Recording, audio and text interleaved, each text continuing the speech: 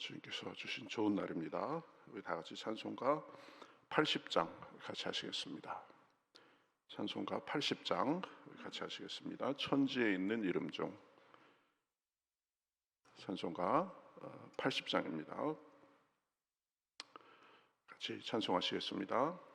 천지에 있는 이름 중 귀하고 높은 이름, 주나시기 전 지으신 구주의 이름 예수. 주 앞에 내가 엎드려 그 이름 찬송함은 내 귀에 들린 말씀 중 귀하신 이름 예수. 주 십자가에 달릴 때 명패에 쓰인 대로 저 유대인의 왕이요 곧 우리 왕이시라. 주 앞에 내가 엎드려 그 이름 찬송함은 내 귀에 들린 말씀 중 귀하신 이름 예수. 지금도 살아 계셔서 언제나 하시는 일, 나 같은 죄인 부르사 참 소망 주시도다. 주 앞에 내가 엎드려 그 이름 찬송함은 내 귀에 들린 말씀 중 귀하신 이름 예수. 주 예수께서 영원히 오늘이나 그 이름으로 우리에게 참 복을 내리신다. 주 앞에 내가 엎드려 그 이름 찬송함은 내 귀에 들린 말씀 중 귀하신 이름 예수. 아멘. 자, 성경 말씀 요한복음 16장 16절에서 24절까지 보겠습니다. 요한복음 16장 16절에서 24절까지 신약성경 175면에 있습니다. 신약성경 175면 요한복음 16장 16절에서 24절까지. 자, 같이 한 절씩 교독하겠습니다. 조금 있으면 너희가 나를 보지 못하겠고 또 조금 있으면 나를 보리라 하시니, 제자 중에서 서로 말하되 우리에게 말씀하신 바 조금 있으면 나를 보지 못하겠고 또 조금 있으면 나를 보리라 하시며 또 내가 아버지께로 감이라 하신 것이 무슨 말씀이냐 하고, 또 말하되 조금 있으면 이라 하신 말씀이 무슨 말씀이냐, 무엇을 말씀하는지 우리가 알지 못하노라 하거늘, 예수께서 그 말씀 아시고 내 말이 조금 있으면 나를 보지 못하겠고 또 조금 있으면 나를 보리라 함으로 서로 문의하느냐. 내가 진실로 진실로 너희에게 이르노니 너희는 곡하고 애통하겠으나 세상은 기뻐하리라. 너희는 근심하겠으나 너희 근심이 도리어 기쁨이 되리라. 여자가 해산하게 되면 그 때가 이르렀으므로 근심하나 아기를 낳으면 세상에 사람 난 기쁨으로 말미암아 그 고통을 다시 기억하지 아니하느니라. 지금은 너희가 근심하나 내가 다시 너희를 보리니 너희 마음이 기쁠 것이요 너희 기쁨을 빼앗을 자가 없으리라.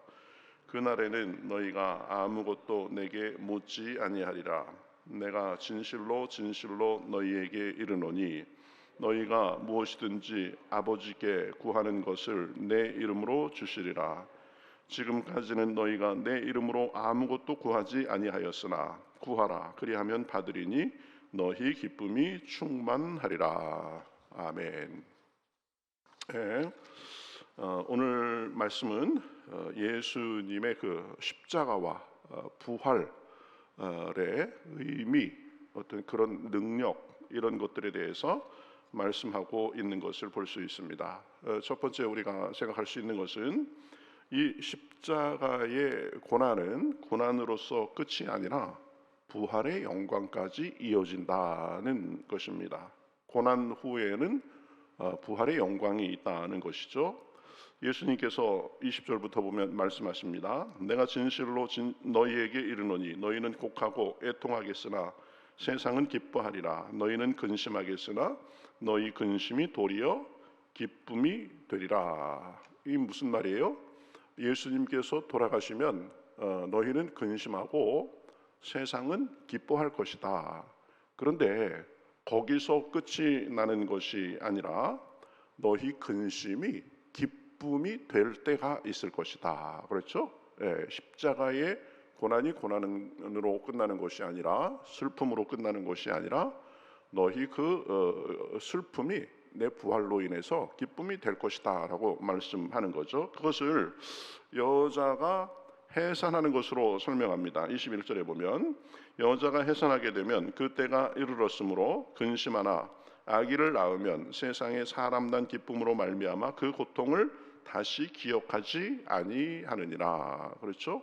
해산의 고통은 피할 수 없는 것입니다. 그래서 아기를 낳을 때가 되면 걱정도 하죠. 그리고 이 해산의 고통이 굉장히 심한 고통이라는 것을 또 우리가 알고 있습니다. 그러나 해산의 고통은 고통 자체로서 머무는 것이 아니라 이 아이가 나면 그러면 그 해산의 고통은 사라지는 것이고 아이를 보는 기쁨과 즐거움으로 인해서 해산의 고통을 잊어버린다라는 것입니다. 마찬가지로 십자가가 고통스럽고 고난이지만 그러나 부활의 영광이 다가오면 그 십자가의 고통과 고난은 이제 부활의 영광과 비교할 수 없고 잊어버리게 된다는 것입니다. 그래서 22절에 보면 지금은 너희가 근심하나 내가 너희를 다시 너희를 보리니 너희 마음이 기쁠 것이요 너희 기쁨을 빼앗을 자가 없으리라. 그렇죠? 지금은 십자가가 다가오는 것을 느껴가면서 슬퍼하고 근심이 있지만 그러나 부활의 때가 되면 내가 부활한 모습을 보면 너희가 기쁠 것이고 너희 기쁨을 빼앗을 자도 없을 정도로 그럴 것이다. 그렇죠? 십자가는 고통이지만 그 후에는 부활의 기쁨이 있는 것입니다. 십자가 없이는 부활도 없습니다. 십자가의 고난이 없이는 부활의 영광도 없습니다. 그렇죠? 우리도 이게 마찬가지입니다. 고난과 시련을 겪지만 주님 안에서 인내하고 견디면 부활의 영광이 있는 것입니다. 그러니 고난 자체가 아니라 그 고난을 어떻게 바라보고 해석하고 대하는가가 굉장히 중요한 것이 됩니다. 고난은 우리를 무너뜨리는 것이 아니라 우리를 연단시키고 또 주님을 더 바라보게 하고 주님을 더 의지하게 합니다. 그렇기 때문에 고난은 그런 의미에서 우리에게 약이 되는 것입니다. 그렇죠? 고난을 좋아하는 사람은 없습니다. 그것은 걱정이고 슬픔이고 무거운 것입니다. 그러나 고난을 새로운 안목을 가지고 우리를 연단하고자 하는 하나님과의 관계를 가깝게 하고자 하는 그런 어떤 것으로 이해하고 나아가고 그러면서 고난을 대하고 견디면 이 십자가의 고난을 이기고 부활하신 주님처럼 영광과 기쁨을 누리게 되는 것입니다. 그렇죠? 고난 자체보다 더 중요한 것은 고난 이후를 바라보면서 고난을 하나님께서 내게 주신 기회로 생각하고 하면서 그렇게 나아가는 것이 중요합니다. 고난은 그것을 잘 견디면 부활의 영광을 가져온다. 그렇죠? 십자가는 십자가로만 끝나는 것이 아니라 부활까지 이어지는 것입니다. 부활의 영광을 바란다면 우리가 져야 할 십자가도 마땅히 지고 그 과정도 통과해야 되는 것입니다. 그렇죠? 그런 의미에서 십자가는 부활에 예비하는 것이 됩니다. 부활을 예비하는 것이 되는 것입니다. 그렇죠?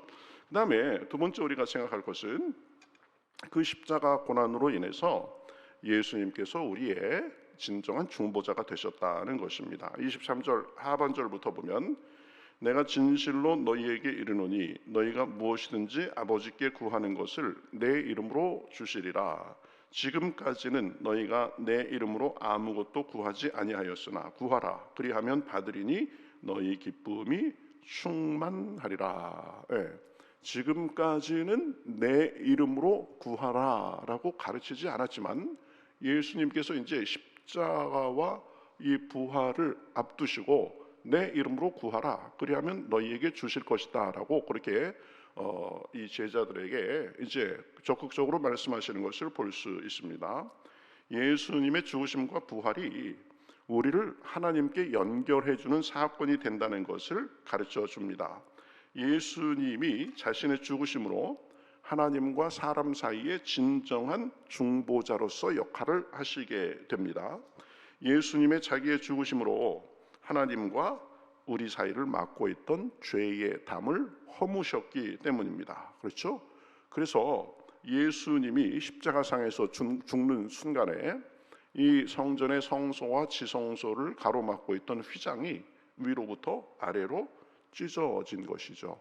예수님께서 자기의 죽음으로 하나님과 우리 사이에 있던 막힌 담을 허무신 것이기 때문입니다. 그렇죠?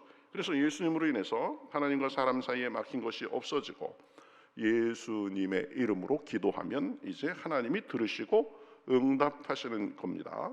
우리의 자격이나 우리의 공로로 응답받는 것이 아닙니다. 중보자 되신 예수님의 이름과 그 공로로 나아가고 기도하고 응답받는 것입니다. 죄의 용서도 하나님께 받는 사랑도 예수님으로 인해서 받는 것입니다. 그렇죠?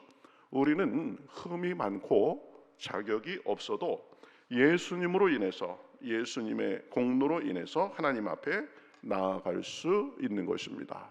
십자가는 우리와 하나님 사이에 막혔던 담을 허시는 사건이 됩니다. 그래서 우리가 예수님의 이름으로 예수님의 그 권세를 의지해서 우리가 하나님 앞에 나아갈 수 있는 것입니다. 27절에 보면 이렇게 말합니다.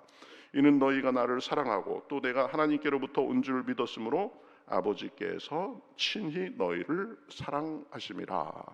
하나님께서 우리를 사랑하시는 그 근거도 무엇입니까?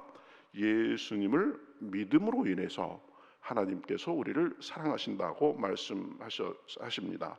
예수님께서 십자가에서 우리 죄값을 다 치르시고 그것으로 인해서 하나님과 우리 사이에 막힌 담을 다 허셨기 때문에 그러한 것을 믿으면 우리는 더 이상 죄인이 아니라 하나님과 원수된 자가 아니라 하나님의 사랑받는 자녀로서 나아갈 수 있는 것입니다. 그렇죠?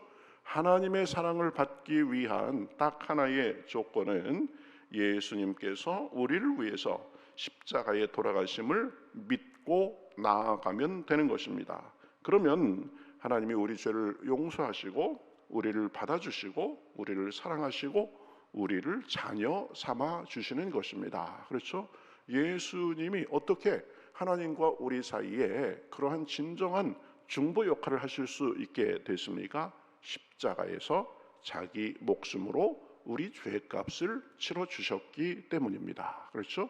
그래서 십자가 사건은 부활의 영광을 예표하는 것이기도 하지만 또 하나님과 우리 사이를 더 가깝게 만드는 그런 역할을 하는 것입니다. 그런 의미에서 십자가에서 예수님은 자기를 하나님과 우리 사이에 화목제물로 드리신 거죠.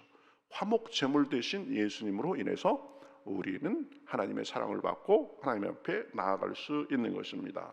자, 예수님은 그러한 사명을 위해서 이 땅에 오시고 그 사명을 다 완수하시고 이제 하나님 앞에 돌아가는 과정에 있습니다. 28절에 보면 내가 아버지에게서 나와 세상에 왔고 다시 세상을 떠나 아버지께로 가노라 하시니. 그렇죠?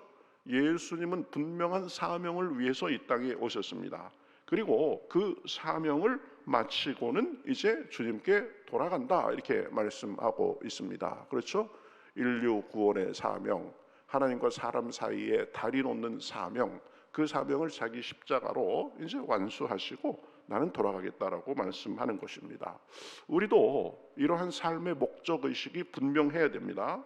우리를 이 땅에 보내신 목적을 이루고 가야 됩니다. 우리에게 주신 사명을 이루고 가야 됩니다.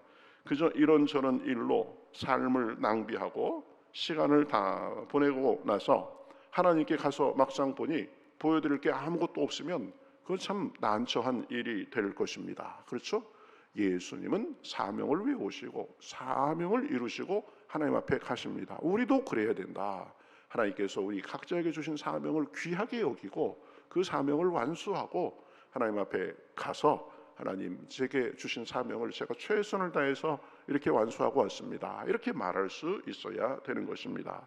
그렇게 자기의 사명을 십자가로 완수하신 예수님으로 인해서 우리는 이제 하나님의 자녀가 될 뿐만 아니라 세상도 이기고 삽니다. 그렇죠?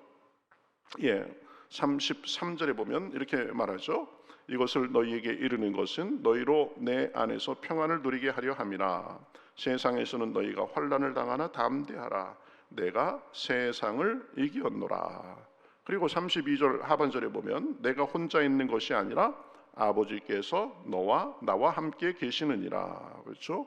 예수님이 이제 조금 있으면 잡히고 제자들은 다 떠난 상태에서 힘없이 고난을 당하고 계시는 것 같지만 그러나 하나님께서 함께 하신다는 것을 말씀하는 거죠. 또 세상에서 환난을 당하는 것 같지만 이미 세상을 이기셨다라고 말씀합니다. 우리도 마찬가지입니다. 고난을 당하고 부활하신 주님이 우리와 함께 계십니다. 그렇죠? 눈에 보이지 않고 우리가 때로는 잘 느끼지 못해서 그렇지 늘 우리와 함께 하십니다. 또 부활을 통해서 세상을 이기신 주님이 우리를 도우십니다. 그러니 세상에서 어려움을 당하고 고난도 겪지만 십자가의 고난도 이기시고 부활하시고 능력으로 세상을 이기신 주님으로 인해서 담대하게 우리가 세상에서 나아갈 수 있는 것입니다. 그렇죠? 그러니까 오늘은 이 십자가와 이 고난과 부활은 능력이다라는 관점에서 말씀을 생각해 보았습니다. 주님의 부활은 고난이 영광을 가지고 온다라는 것을 가르쳐 줍니다. 우리도 고난을 당할 수 있습니다. 그 고난을 믿음 안에서 어떻게 대하느냐 이것에 따라서 그 고난이 우리에게 약이 될 수 있는 것입니다. 그 고난으로 인해서 예수님은 우리의 온전한 중보자가 되신다고 했습니다. 예수님이 자기 몸을 들여서 사람과 하나님 사이에 막힌 담을 다 하셨기 때문에 우리는 그 예수님의 이름을 의지해서 하나님 앞에 나아가는 것이다 라고 했습니다. 또 예수님은 십자가를 통해서 사명을 온전히 이루셨다고 했습니다. 그러한 주님이 우리와 함께 하시며 도와주시고 세상을 이기신 그 능력으로 우리와 함께 하십니다. 그러니 우리는 십자가의 은혜를 믿고 바라보며 담대하게 하나님 앞에 나아가고 또 기도하고 세상에 살지만 세상을 이기고 살 수 있는 것입니다. 그렇죠? 기독교 신앙에서 십자가처럼 중요한 것은 없습니다.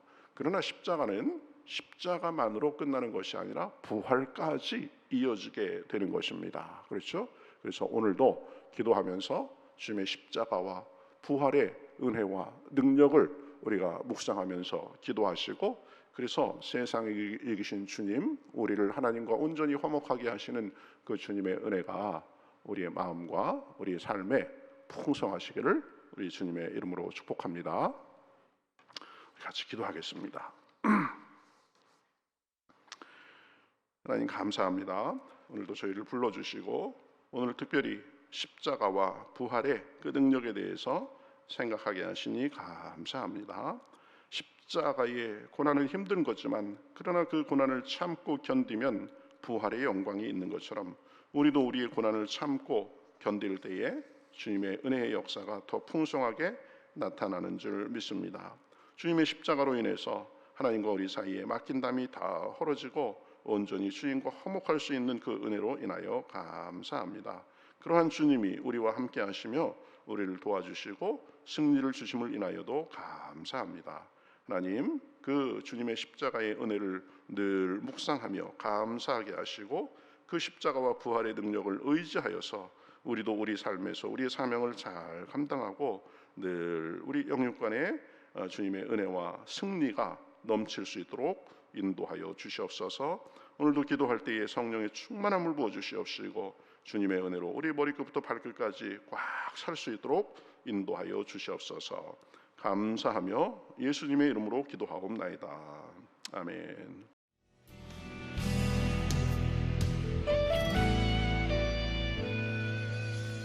주님 말씀하시면 내가 나가리다. 주님 뜻이 아니면 내가 멈춰서리다. 나의 가고 서는 것 주님 뜻에 있으니 오 주님 나를 이끄소서. 주님 말씀하시면 내가 나가리다. 주님 뜻이 아니면 내가 멈춰서리다. 나의 가고 서는 것 주님 뜻에 있으니 오 주님 나를 이끄소서. 뜻하신 그곳에 나 있기 원합니다. 이끄시는 대로 순종하며 살리니 연약한 내 영혼 통하여 일하소서. 주님 나라와 그 뜻을 위하여 뜻하신 그곳에 나 있기 원합니다. 이끄시는 대로 순종하며 살리니 연약한 내 영혼 통하여 일하소서. 주님 나라와 그 뜻을 위하여 오 주님 나를 이끄소서.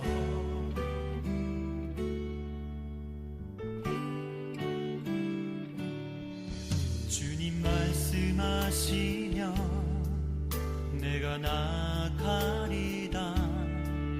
주님 뜻이 아니면 내가 멈춰서